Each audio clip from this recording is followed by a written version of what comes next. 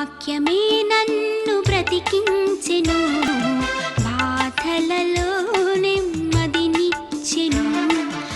నీ వాక్యమే నన్ను బ్రతికించెను, బాధలలో నెమ్మదినిచ్చెను. కృపాశక్తి దయాశక్తి సంపూర్ణుడా, వాక్యమై ఉన్న యేసు వందనమయ్యా. కృపాశక్తి దయాశక్తి సంపూర్ణుడా, నీ వాక్యమే నన్ను బ్రతికించెను, బాధలలో నెమ్మదినిచ్చెను. నీ వాక్యమే నన్ను బ్రతికించెను, బాధలలో నెమ్మదినిచ్చెను. కృపాశక్తి దయాశక్తి సంపూర్ణుడా, వాక్యమై ఉన్న యేసు వందనమయ్యా. మహాగణుడును మన రక్షకుడు ప్రభు అయిన యేసుక్రీస్తు ప్రభువారి పరిశుద్ధమైన నామములో మరోసారి దేవుని బిడ్డలైన మీ అందరికీ ప్రభువు పేరట హృదయపూర్వకమైన వందనాలు తెలియజేస్తున్నాను. అమ్మా, ఎలా ఉన్నారు? దేవుని మహాకృపను బట్టి యేసయ్య ప్రసన్నత పరిచర్యల తరపున ఎంతో నమ్మకంగా పరిచర్య చేస్తూ మీకు కూడా ఈ వర్తమానాలు అందించాలి అని మేము ఎంతో ఆశిస్తూ ప్రార్థిస్తూ ఉన్నాం. మీ అందరి క్షేమం కొరకు మా పరిచర్యలలో మేము అనుదినము కూడా ప్రార్థిస్తున్నాము. ఈ యొక్క యేసయ్య ప్రసన్నత పరిచర్యల తరపున జరుగుతున్నటువంటి యొక్క ఆత్మీయ ఆహారం అనే కార్యక్రమాన్ని వీక్షిస్తున్న వారు ఆశీర్వదించబడాలి, దీవించబడాలి అని మేము ఎంతో ఆసక్తితో ప్రార్థిస్తూ ఉన్నాము. ఈరోజు కూడా మరి యొక్క నూతనమైన వర్తమానమును మీకు అందించి మిమ్మల్ని వాక్యం ద్వారా బలపరచాలని ప్రభు పేరట ప్రేమతో మిమ్మల్ని ఆహ్వానిస్తూ ఉన్నాము. రండి, దేవుని యొక్క వాక్యాన్ని మనం ఆలోచన చేద్దాం. యోబు గ్రంథము 1వ అధ్యాయము 11వ వచనములో ఇలాగున వ్రాయబడి ఉన్నది.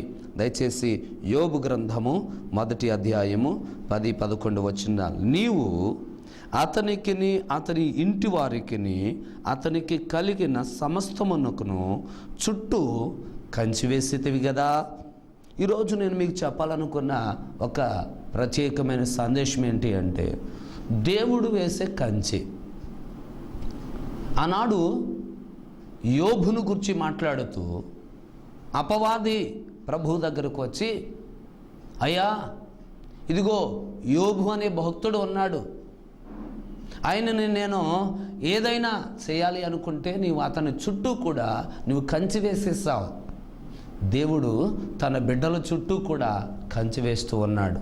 దేవుడు తన ప్రజల చుట్టూ కూడా కంచెని అంటే కాపుదలను, దేవుడు తన ప్రజలకి కాపుదలను అనుగ్రహిస్తూ ఉన్నాడు. యోబును గురించి సత్యాన్ని అపవాది అయిన సాతానుడు గ్రహించాడు. ఈరోజు క్రైస్తవులుగా దేవుని బిడ్డలుగా మనమే చాలాసార్లు గ్రహించలేకపోతూ ఉంటాం. దేవుడు నాకు కాపుదల ఉన్నాడు, దేవుడు నన్ను కాపాడుతున్నాడు, దేవుడు నన్ను ప్రేమిస్తున్నాడు అన్న సత్యాన్ని మనం మర్చిపోతూ ఉంటాం. కానీ అపవాదికి చాలా జ్ఞాపకంగా, అపవాది చాలా ఆలోచనపూర్వకంగా దేవుడు వేసే కంచి ఎలా ఉంటుందో ఈరోజు దేవుని యొక్క వాక్యంలో నుంచి కొన్ని సంగతులు నేను మీకు జ్ఞాపకం చేస్తాను. దేవుడు కంచె వేయకపోతే కనుక ఆ వ్యక్తి జీవితం కానీ, ఆ మనిషి జీవితం కానీ, ఆ కుటుంబ పరిస్థితి కానీ చాలా దారుణంగా ఉంటుంది. కానీ యోబు చుట్టూ దేవుడు కంచె వేశాడు కాబట్టి ఎన్ని కష్టాలు వచ్చినప్పటికీ కూడా, ఎన్ని పరిస్థితులు తారుమారు అయినప్పటికీ కూడా దేవుడు అతనిని కాపాడుతూనే ఉంటూ ఉన్నాడు. అతని ప్రాణం మాత్రం ముట్టవద్దు అని అపవాదికి ముందుగానే దేవుడు ఆజ్ఞ ఇచ్చేశాడు. అపవాది వెళ్ళి ప్రభుని అడిగినప్పుడు అపవాదితో ప్రభు అన్నాడు, సరే అతని నీ వశం చేసేసుకో నీవు, కానీ అతని ప్రాణాన్ని మాత్రము నీవు ముట్టుకోవద్దు. వెంటనే అపవాది యోబును పరీక్షిస్తూ సమస్తమును కూడా కోల్పోయాడు, సమస్తమును పోగొట్టుకున్నాడు, అన్నిటినీ పోగొట్టుకున్నాడు. తన భార్య, పిల్లలు, కుటుంబం, ఆస్తి, అంతస్తులు, గొర్రెలు, గొడ్లు, మందలన్నిటినీ పోగొట్టేసుకున్నాడు. అయినా సరే దేవుడు ఒక మాట చెప్పాడు, అతని ప్రాణము మాత్రము నీవు ముట్టుకొనవద్దు. కాబట్టి ప్రాణాన్ని మాత్రం అపవాది ఏమీ చేయలేకపోయాడు. కొన్నిసార్లు దేవుడు మనల్ని పరీక్షించటానికి ఒకవేళ కష్టాలు రావచ్చు, సమస్యలు రావచ్చు, శోధనలు రావచ్చు. ఎన్ని వచ్చినప్పటికీ కూడా ఆయన కాపుదల మనకు ఉంటుంది కాబట్టి, ఆయన కంచె మనకు ఉంటుంది కాబట్టి, ఎన్ని వచ్చినప్పటికీ కూడా వాటన్నిటి నుంచి కూడా ఆయన మనల్ని తప్పిస్తాడు, ప్రేమిస్తాడు ఆయన. ప్రభువునందు ప్రియమైన దేవుని బిడ్డలారా, యోబు ఎంతగా పరీక్షించబడినప్పటికీ కూడా దేవుని కాపుదల అతనికి కలగటానికి కారణం ఏంటి అంటే, యోబు తన యథార్థతను విడిచిపెట్టలేదండి. యోబును గురించి అపవాది సాక్ష్యం చెప్పాడు. అపవాది అయిన సాతానుడు సాక్ష్యం చెప్పాడు. ఏమని? ఇదిగో అతడు ఎంతో యథార్థంగా ఉన్నాడు. యోబును గురించి అపవాది అయిన సాతానుడు కూడా సాక్ష్యం చెప్పాడు 8వ వచనంలో. అందుకు యెహోవా, నీవు నా సేవకుడైన యోబు సంగతిని ఆలోచించితివా? అతడు యథార్థవంతుడు, న్యాయవంతుడు, దేవుని యందు భయభక్తులు కలిగినటువంటి వాడు. కాబట్టి అపవాది అయిన సాతానుడు కూడా యోబు యథార్థవంతుడు అని సాక్ష్యం ఇవ్వగలిగాడు. రెండవది, దేవుడు సాక్ష్యం ఇస్తున్నాడు. యోబు నా భక్తుడు చాలా యథార్థవంతుడు, న్యాయవంతుడు, నీతిమంతుడు అని యోబును గురించి దేవుడు కూడా సాక్ష్యం ఇచ్చాడు. ఇక మూడవది, తన భార్య కూడా సాక్ష్యం ఇస్తుంది. ఏమయ్యా, నీవు నీ యథార్థతను వదిలిపెట్టవా? 2వ అధ్యాయము 8వ వచనములో ఉంటుంది. నీవు 9వ వచనంలో, అతని భార్య వచ్చి నీవెంకనూ నీ యథార్థతను నీవు విడిచిపెట్టవా? ఇక 4వ అధ్యాయంలో వ్రాయబడి ఉంది 7వ వచనంలో, 4వ అధ్యాయము 6-7 వచనాలలో స్నేహితులు సాక్ష్యమిస్తున్నారు యోబు యథార్థవంతుడు అని. ఇంత యథార్థత కలిగి ఉన్నాడు కాబట్టి దేవుని కాపుదల, దేవుని కంచె అతనికి కలుగుతూ ఉంది. ఈ రోజున దేవుని బిడ్డలుగా ఉన్నటువంటి మనము కూడా ఎంతవరకు ఎంతవరకు యథార్థంగా ఉండగలుగుతూ ఉన్నాము. ఇక యోబును గురించి తను సాక్ష్యం ఇచ్చాడు. 27వ అధ్యాయము ఆ యోబు గ్రంథం 27వ అధ్యాయము 5వ వచనంలో, మరణము వరకు నేనెంత మాత్రమును నా యథార్థతను నేను విడువను. యోబు తనను గురించి తాను సాక్ష్యం చెప్తున్నాడు. నేను నా యథార్థతను నేను మరణించే వరకు కూడా, నేను చనిపోయే వరకు కూడా నా యథార్థతను నేను విడిచిపెట్టను. ఈ రోజున దేవుని బిడ్డలుగా ఉన్నటువంటి మనము ఎంతవరకు యథార్థతను కలిగి ఉండగలుగుతున్నాము? నువ్వు చేసే పనిలో, నువ్వు ఏ అధికారి ఇంటి పని చేస్తున్నావు, నువ్వు ఏ అధికారి క్రింద పని చేస్తున్నావు, నువ్వు ఏ అధికారి క్రింద నువ్వు పనిచేస్తున్నావు, ఎవరి చేతిలో నువ్వు పనిచేస్తున్నావు, ఏ నాయకుని చేతిలో నువ్వు పనిచేస్తున్నావు, నువ్వు చేసే పనిలో యథార్థతను కలిగి ఉంటున్నావా? యోబు చుట్టూ దేవుని కంచె వేయటానికి కారణం ఏంటి అంటే, యోబు యథార్థతను విడిచిపెట్టలేదు.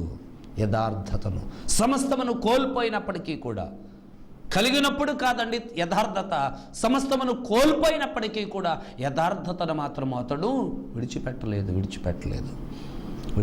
ఈ రోజున చాలామంది యథార్థతను కోల్పోతూ ఉంటారు. డబ్బులు వస్తే, అవకాశం ఉంటే, పాపం చేసే అవకాశం ఉంటే, మోసం చేసే అవకాశం ఉంటే, ఏదైనా అన్యాయం చేసే అవకాశం ఉంటే, పరిస్థితులు మారిపోతే చాలామంది ఏం చేస్తుంటారు? యథార్థతను విడిచిపెట్టేస్తారు. తర్వాత చూసుకుందాంలే, తర్వాత చాలామంది యథార్థతను విడిచిపెట్టేస్తూ ఉంటారు. 78వ కీర్తన 72వ వచనములో దావీదు భక్తుడిని గురించి వ్రాయబడి ఉంది. అతడు యథార్థ హృదయుడై వారిని పరిపాలన చేశాడు. ఎవరు? దావీదు తన పరిపాలన, తన రాజ్యరకము, తన నాయకత్వము ఎలాగున పనిచేశాడు అంటే యథార్థంగా పనిచేశాడు. క్రైస్తవ దేవుని బిడ్డ, ఈరోజు ఈ వాక్యాన్ని వింటున్న నీవు నీ యథార్థతను విడిచిపెట్టుకో. దేవుని కంచె, దేవుని కాపుదల నీకు ఉంటుంది. ఎటువంటి పరిస్థితులు మార్చబడినప్పటికీ కూడా నీ యథార్థతను, నీ నమ్మకత్వాన్ని నీ విడిచిపెట్టకు. ఎప్పుడైతే నువ్వు విడిచిపెట్టకుండా నమ్మకత్వాన్ని కలిగి ఉంటావో, యథార్థత కలిగి ఉంటావో, ఖచ్చితంగా దేవుని కంచె, దేవుని కాపుదల నీకు కలుగుతుంది అని ప్రేమతో మనం చేస్తూ ఉన్నాను. ఇటువంటి కంచెను దేవుడు వేస్తాడు. ఈ 2 మాటలు కొద్దిగా ముందుకు నేను చెప్పాలని ఆశపడుతూ ఉన్నాను. ఎటువంటి కంచెని దేవుడు వేసే కంచె ఎలాగుంటుంది?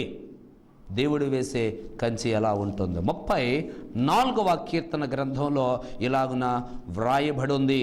దయచేసి జాగ్రత్తగా వినాలి. 34వ కీర్తన 7వ వచనాన్ని నేను చదువుతున్నాను. యెహోవా యందు భయభక్తులు కలిగిన వారి చుట్టూ ఆయన దూత కావలి ఉండి వారిని రక్షించును. ఎటువంటి కంచెని దేవుడు వేస్తాడు అంటే, ఒకటి దేవుని దూతలు అనే కంచెని వేస్తాడు. దేవుని దూతలు అనే కంచెని వేస్తాడు. ఈ రోజున మన చుట్టూ కూడా దేవుడు తన దూతలను కావలి ఉంచుతూ ఉన్నాడు. దేవుని యందు భయభక్తులు కలిగి ఉంటే మన చుట్టూ కూడా దేవుని దూతలు కావలి ఉంటూ ఉంటాయి. దేవుని దూతలు కోటానికి కోట్లు. దేవుని దగ్గర చాలా దేవదూతలు ఉన్నాయండి, చాలా దేవదూతలు ఉన్నాయి. ఒకరోజు నేను నాకు తెలిసిన స్నేహితులు, సేవకులు, మేము కలిసి ఒక గృహ ప్రతిష్టత చేసి ప్రార్థన చేసాం. చాలా సంతోషంగా ఆహ్వానించారు వారు. ప్రార్థన చేసి ఆ గృహాన్ని ప్రతిష్ఠించి మేము ప్రార్థన చేస్తాం. ప్రభువా, ఈ నూతనమైన గృహంలో మీ దేవదూతలను కావలి ఉంచునైనా అని ప్రార్థన చేస్తాం. ప్రార్థన చేసిన తర్వాత చక్కగాని భోజనాలు వాళ్ళు ఏర్పాటు చేశారు. భోజనం చేస్తాం. మరలా తిరిగి సాయంకాలానికి ఇంటికి వచ్చేస్తాం. మరలా ఇంటికాడ పండుకుంటూ మరలా ప్రార్థన చేస్తున్నాం. ప్రభువా, నీ దేవదూతలని మా చుట్టూ నీ కాపుదల అనుగ్రహించునైనా అని ప్రార్థన చేస్తూ ఉంటుంటే మా స్నేహితుడు ఎలా అన్నాడు వెంటనే, ఒకవేళ నవ్వుకోవటానికి ఇది ఇలా ఉంటుంది, కానీ ఇందులో ఒక ప్రత్యేకమైనటువంటి మర్మముతో కూడినటువంటి మాట ఇది. వెంటనే ఆయన ప్రార్థన చేస్తున్నటువంటి నా స్నేహితుని కొట్టి, మనం ఉదయమేమో ప్రార్థన చేసి అక్కడ నూతన గృహ ప్రతిష్టత దగ్గర దూతలను కావాలి అక్కడ ఉంచమన్నాం. మరలా ఇక్కడికి వచ్చేసి వాళ్ళు పెట్టిందల్లా తిన్నాం, చక్కగా ఎంతో సంతోషంగా ఉన్నాం. మరలా ఇక్కడికి వచ్చి అక్కడున్న దూతల్ని ఇక్కడికి వచ్చేనే అని నువ్వు ప్రార్థన చేయటం మంచిది కాదు అని చెప్పని అన్నాడు. వెంటనే మేము నవ్వుకున్నాం.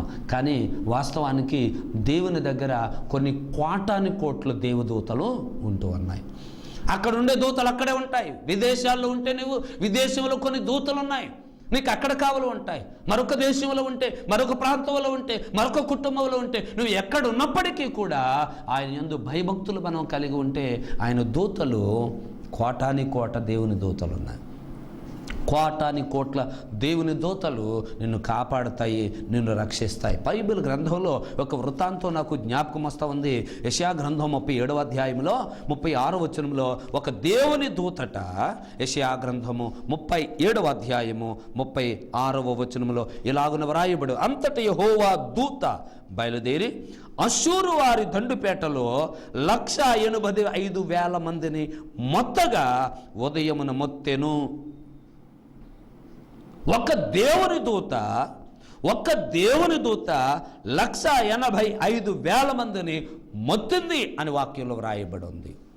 కాబట్టి ఒక దేవుని దూత ఇంత గొప్ప కార్యం చేస్తే, దేవుని యందు భయభక్తులు కలిగి ఉంటే నీకు ఆయన వేసే కంచి, దేవుని దూతలని కంచెని వేస్తే ఎంత కాపుదల నీకు కలుగుతుంది, ఎంత కాపుదల నీకు ఉంటుంది. ప్రభునందు ప్రియమైన దేవుని బిడ్డలారా, దేవుని కాపుదల నీకు ఉంటుంది. అందుకనే ఆయన దూతలు మన చుట్టూ కూడా ఉండి మనలను కాపాడుతూ ఉన్నాయి. ఇంకా రెండవది, ఆయన వేసే కంచి ఎలాంటి కంచి అంటే, రాజుల 2వ గ్రంథము 6వ అధ్యాయం 16-17 వచనాలు చదువుకుంటే, దేవుడు వేసే కంచె అగ్ని కంచెని వేస్తాడు. దూతలను కంచిగా వేస్తాడు. 2 అగ్నిని కూడా కంచిగా వేస్తాడు ఆయన.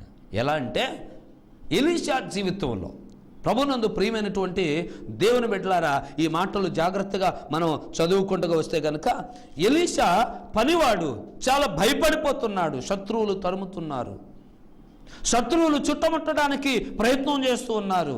అదే సమయంలో ఎలీషా దేవుని సేవకుడు కాబట్టి, ప్రార్థనా పరుడు కాబట్టి, ఎంతో ఆయన విశ్వాసంతో దేవుని కృప ఉంటుంది, మాకు దేవుని కాపుదల ఉంటుంది అని ఆశతో ఎదురు చూస్తున్న సమయంలో వాక్యంలో వ్రాయబడి ఉంటుంది, అతని దగ్గర పనిచేస్తున్నటువంటి పనివాడు చాలా భయపడిపోతున్నాడు. అయ్యా, మన ప్రాణాలను మనం కాపాడుకోవాలి, ఇదిగో శత్రువులు మన మీదకు వస్తున్నారనే వర్తమానం మనకు వచ్చింది.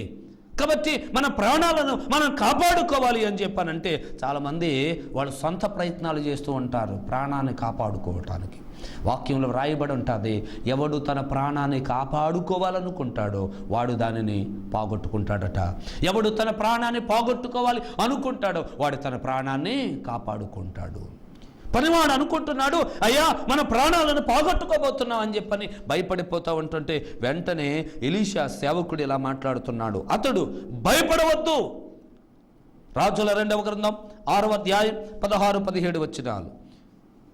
అతడు భయపడవద్దు, మన పక్షమునున్నవారు వారి కంటే అధికులై ఉన్నారని చెప్పి యెహోవా వీడు చూచున్నట్లుగా దయచేసి వీని కండ్లను తెరువమని ఎలీషా ప్రార్థన చేయగా యెహోవా పనివాని కండ్లను తెరవచేసిన గనుక వాడు ఎలీషా చుట్టూ పర్వతములు అగ్ని గుర్రముల చేతను రథముల చేతను నింపబడి నిండియుండుట చూచెను. పనివాడు భయపడిపోతున్నాడు తన ప్రాణాన్ని కాపాడుకోవటానికి. కానీ దేవుని సేవకుడు ఎప్పుడైతే నువ్వు భయపడొద్దు, దేవుని సేవకులు ఎప్పుడూ కూడా ధైర్యాన్ని చెబుతారు. చాలామంది దేవుని సేవకుల దగ్గరికి వెళ్ళట్లేదు, భయం పడిన సమయంలో దేవుని సేవకుని యొక్క సలహాను తీసుకోవట్లేదు. చాలామంది దేవుని సేవకుల యొక్క ఆలోచనలకు రావటం లేదు. చాలామంది దేవుని సేవకుని యొక్క ఆలోచనలకి వాళ్ళు రావటం లేదు. దేవుని సేవకుడి దగ్గరికి వస్తే నీకు ధైర్యం ఉంటుంది, ధైర్యం చెప్తాడు దేవుని సేవకుడు. దేవుని సేవకుని దగ్గరికి వస్తే దేవుని పక్షమున ఉంటాడు కాబట్టి నీకు ధైర్యం ఉంటుంది.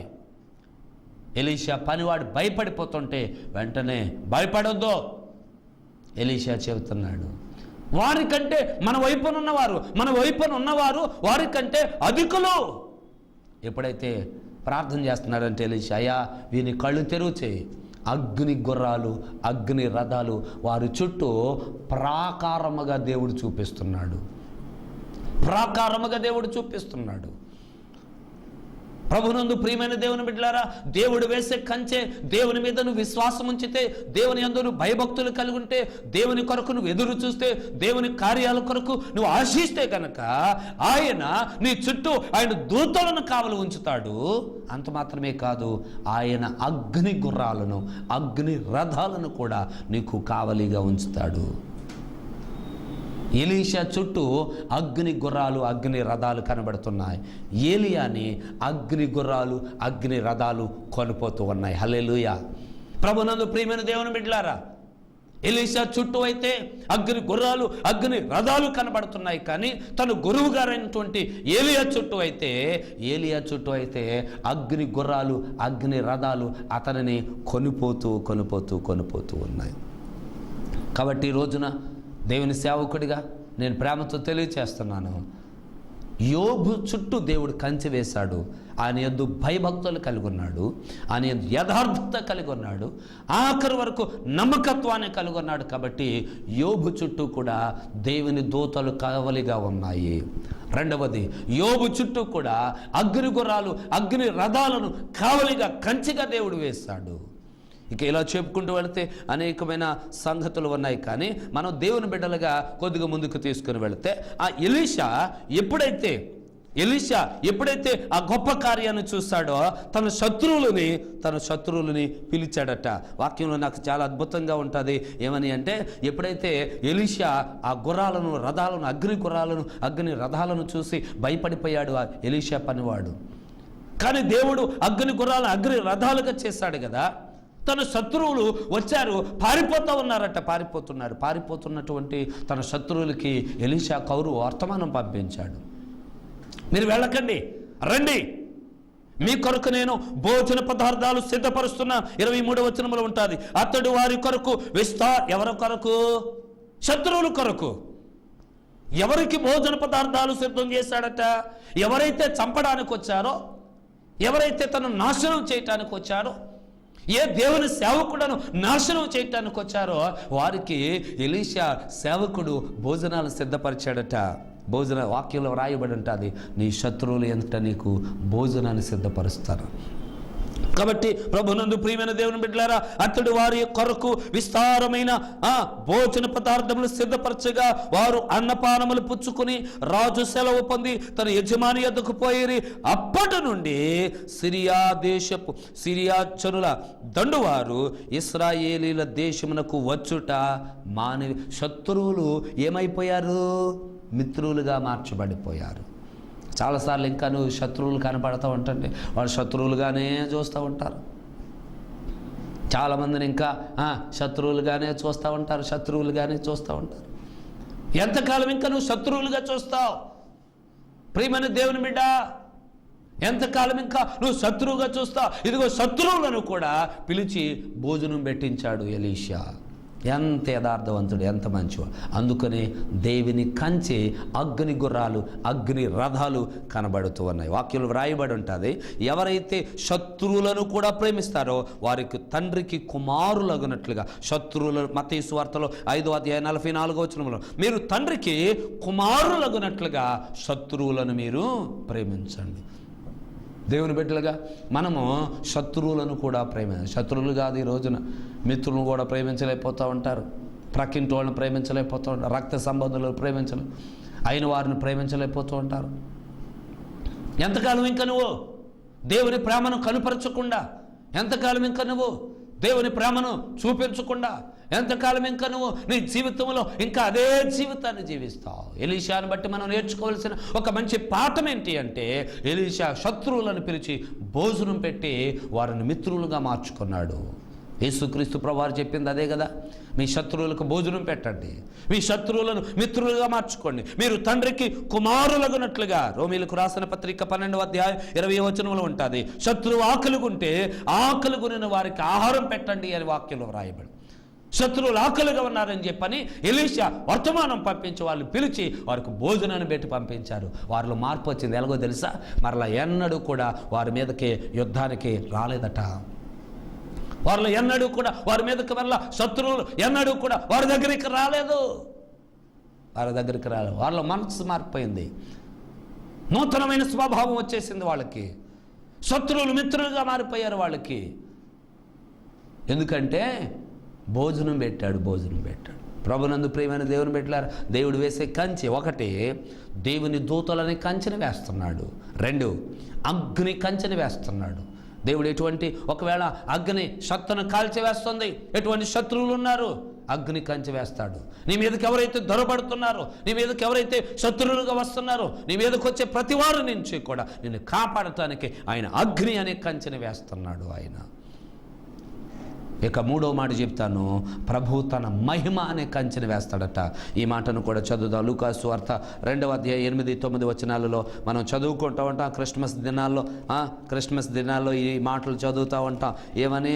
సర్వోన్నతమైన స్థలములలో దేవునికి మహిమయు, ఆయన కిష్టులైన మనుషులకు భూమి మీద సమాధానము. 8వ చదువుతాను. 2:8 చదువుతాను. ఆ దేశంలో కొందరు గొర్రెలు కాపరు ప్రభు దూత వారి చుట్టూ నిలిచి ఉండుట చూచి ప్రభు మహిమ వారి చుట్టూ ప్రకాశించింది. 8-9 ఇక 3వది, దేవుడు వేసే కంచె ఎటువంటి కంచె అంటే తన మహిమని కంచెని వేస్తున్నాడు. ఆయన కేవలం దూతలని కంచెను మాత్రమే కాదు, అగ్ని కంచెను మాత్రమే కాదు. దేవుడు మహోన్నతుడు, ఆయన మహిమ కలిగినటువంటి వాడు. ఆయన తన మహిమ కలిగినటువంటి ఆయన మహిమను నీ చుట్టూ ఆయన భయభక్తులు కలిగి యథార్థత కలిగి ఉంటే, యథార్థతను నీవు కలిగి ఉంటే ఆయన మహిమ అనే కంచెని నీకు వేస్తూ ఉన్నాడు. మహిమ అనే కంచెని వేస్తున్నాడు. కాబట్టి ఈ రోజున దేవుని బిడ్డలుగా ఎటువంటి స్థితిలో మనం జీవిస్తున్నాం? కంచె ఉందా? ఒకవేళ కంచె లేకుండా, దేవుని కాపదలు లేకుండా, దేవుని యొక్క ప్రహారం లేకుండా, దేవుని యొక్క కాపుదల నీకు లేకుండా జీవిస్తూ ఉన్నావు. ఒకవేళ ఈ వాక్యాన్ని వింటున్న నీవు దేవుని కాపుదల నీకు లేదు అంటే కనుక నీవు చేయవలసిన కార్యం ఏంటి అంటే, ఆయన భయభక్తులు కలిగి యథార్థతను అలాగున ఉన్న యోబు చుట్టూ దేవుడు కంచె వేస్తాడట.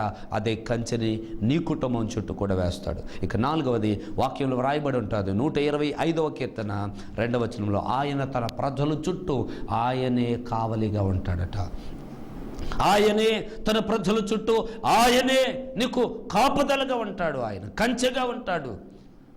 కేవలం దూతలను కంచెగా వేయటం మాత్రం, అగ్నిని కంచెగా వేయటం, ఆయన మహిమను మాత్రమే కాదు, ఆయనే నీకు కాపుదలగా. దేవుడే మనకి కంచెగా ఉంటే, దేవుడే మనకి కాపుదలగా ఉంటే ఎంత ఆశీర్వాదం, అది ఎంత దీవెన. ప్రభునందు మిక్కిలి ప్రియమైనటువంటి దేవుని బిడ్డలారా, ఈ వాక్యాన్ని వింటున్న మన జీవితంలో దేవుడు నీకు కంచెగా, దేవుడు నీకు కాపుదలగా ఉంచాలి అంటే ఖచ్చితంగా నీవు ఆయన యందు భయభక్తులు కలిగి యథార్థతను కోల్పోకూడదు. యథార్థత కలిగి నీవు ఉన్నట్లయితే కనుక ఆయన దూతలని కంచెను వేస్తాడు, ఆయన మహిమని కంచెను వేస్తాడు, ఆయన అగ్ని గుర్రాలు, అగ్ని రథాలు అనే కంచెను వేస్తాడు. అంత మాత్రమే కాదు, ఆయనే నీకు కంచెగా ఉంటాడు, ఆయనే నీకు కావలిగా ఉంటాడు, నీతో ఉంటాడు, నిన్ను నడిపిస్తాడు, నిన్ను తీసుకుని వెళతాడు.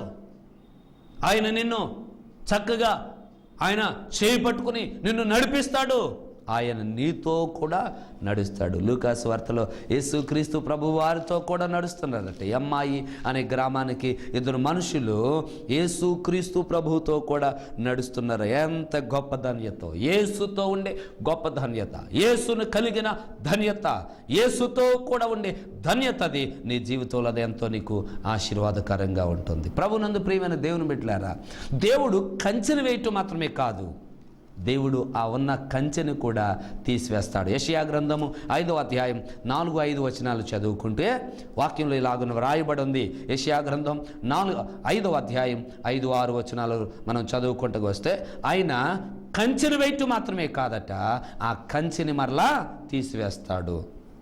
ఇదిగో ఆలోచించండి, నేను ద్రాక్ష తోటకు చేయబో కార్యమును మీకు తెలియచేసేదను, నేను అది మేసివేయనట్లు దాన్ని కొన్న కంచెను కొట్టివేసేదను. దేవుడు కంచె వేయటం మాత్రమే కాదు, కానీ ఆ కంచెను తీసివేస్తాడంట. ఎందుకంటే అది ద్రాక్ష కాయలు కాస్తాయని చూస్తేనట కారు ద్రాక్షాలు కాస్తున్నాయి. యజమానుడు ఆశించేది ఒకటి, అది కాసింది ఇంకోటి.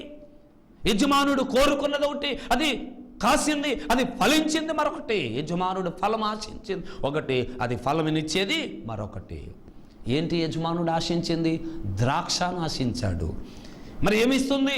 కారు ద్రాక్ష, చెడ్డ ద్రాక్ష.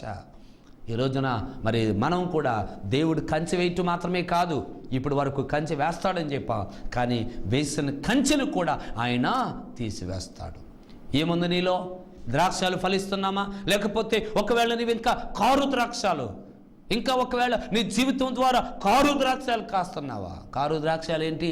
వాక్యంలో రాయబడి ఉంటుంది. మార్కు సువార్త 7వ అధ్యాయం 21-23 వచనాలు చదువుకుంటూ వస్తే, మనుషుల హృదయంలో నుంచి దురాలోచనలు, జారత్వం, చెడుతనం, చదువుకుంటూ వస్తే 13 ఉంటాయి. గలతీ పత్రిక 5వ అధ్యాయం 19వ వచనం నుంచి 23వ వచనం 21వ వచనం వరకు చదువుకుంటే శరీర కార్యాలు ఉంటాయి.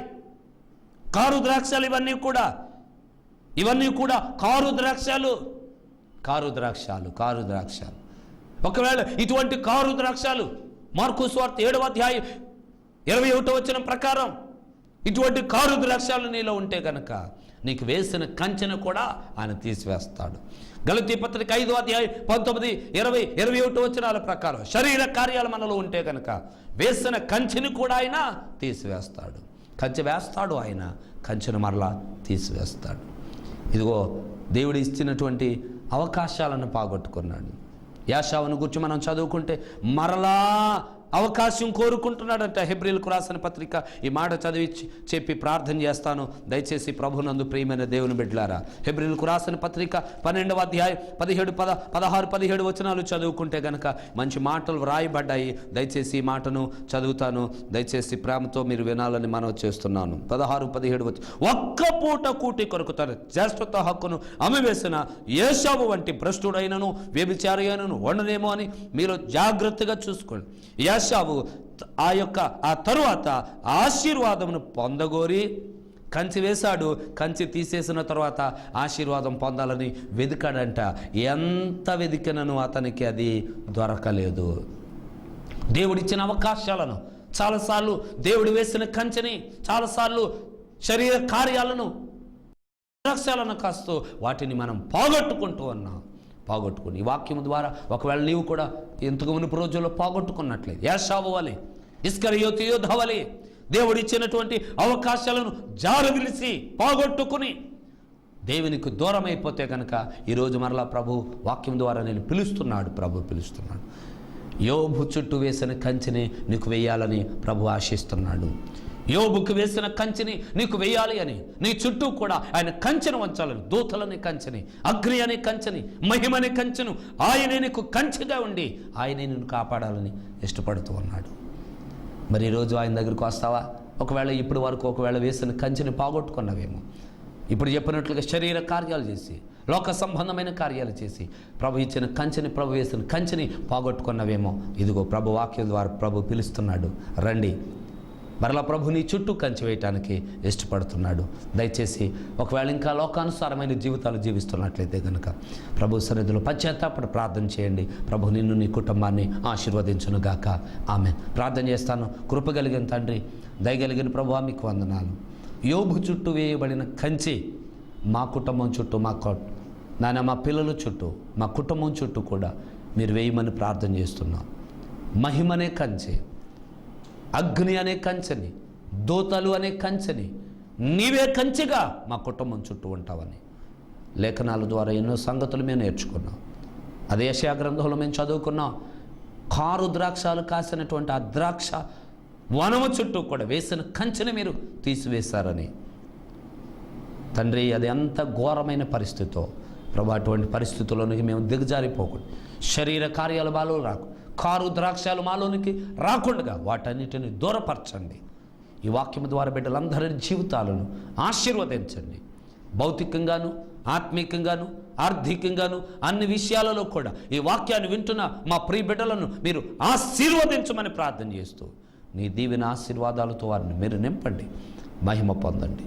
మీకే మహిమ చెల్లించుకోండి. ఈ కార్యక్రమానికి స్పాన్సర్ చేసిన మా ప్రియుల కుటుంబాన్ని కూడా మీరు దీవించి 100 రెట్లు ప్రతిఫలము వారికి దయచేసి మీరే మహిమ పొందమని యేసుక్రీస్తు ప్రభువారి పరిశుద్ధమైన నామములో ప్రార్థన చేస్తున్నాము తండ్రి. ఆమేన్. తొట్టిల్లిపోకుండా తన మహిమ ఎదుట దోషులుగా, నిరపరాధులుగా నిలవబెట్టుటకును అద్వితీయుడు తండ్రి అయిన దేవుని ప్రేమయు, కుమారుడు రక్షకుడు ప్రభువైన యేసుక్రీస్తు వారి కృప, పరిశుద్ధాత్మ యొక్క సహవాసం సన్నిధానం చేరియున్న మనకును సర్వలోక పరిశుద్ధులకును ఈ వాక్యాన్ని విని దాని ప్రకారం జీవించాలని తీర్మానం తీసుకున్న మా ప్రియ బిడ్డలకు దేవుని కృప సదాకాలము తోడైన నడిపించును గాక. ఆమేన్. Praise the lord. ఇప్పటి వరకు వాక్యం విన్నారు కదా.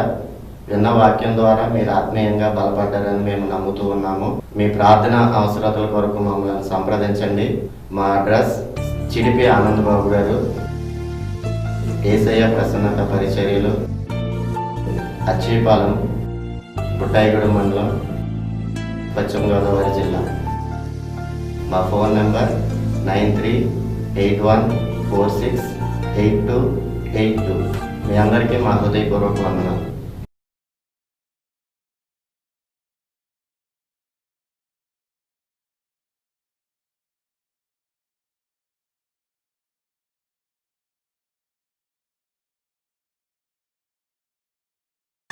వాక్యమే నన్ను బ్రతికించెను, బాధలలో నెమ్మదినిచ్చెను.